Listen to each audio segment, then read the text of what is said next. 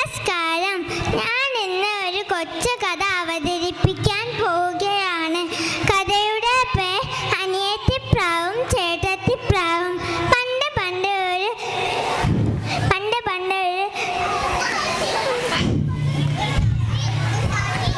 പണ്ട് ഒരു കാട്ടിൽ ഒരു അനിയത്തിപ്രാവും ഒരു ചേട്ടത്തിപ്രാവും ഉണ്ടായിരുന്നു. ചേട്ടത്തിപ്രാവ് മഹാദുഷ്ടിയായിരുന്നു.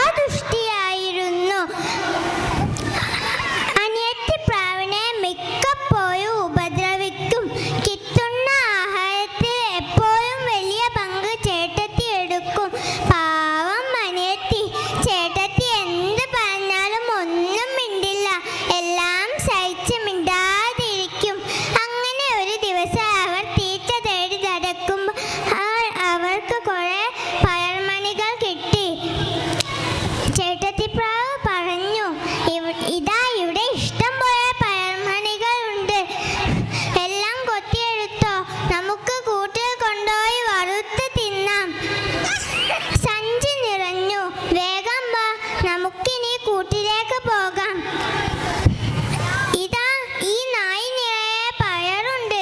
ഇതിൽ നിന്ന് നീ ഒരെണ്ണം പോലും എടുക്കരുത്. ഇത് നീ വറുത്ത് വെക്ക്. ഞാനൊന്ന് പുറത്തേക്ക് പോയി വരാം. അങ്ങനെ കുറച്ച് സമയം കഴിഞ്ഞപ്പോൾ ചേട്ടത്തിപ്രാവ് തിരിച്ചു വന്നു. അനിയത്തി, നീ പയർ വറുത്തോ? വറുത്തു ചേട്ടത്തി. ഇതാ മുഴുവനുമുണ്ട്. ഇതിൽ നിന്ന് ഒരെണ്ണം പോലും ഞാൻ എടുത്തിട്ടില്ല. നിന്നെ എനിക്കത്ര വിശ്വാസം